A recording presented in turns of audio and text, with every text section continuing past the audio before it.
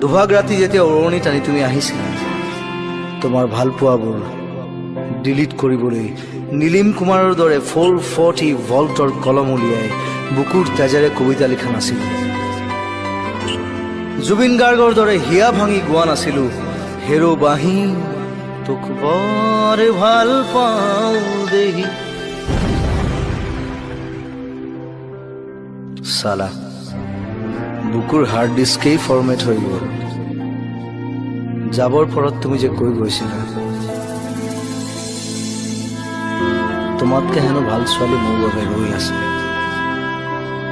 তুমি জানানে মইতো যন্ত্ৰ নহয়, মোৰ হৃদয়ততো ব্লুটুথ নাই নিউ ডিভাইচ চাৰ্চ কৰিবলৈ।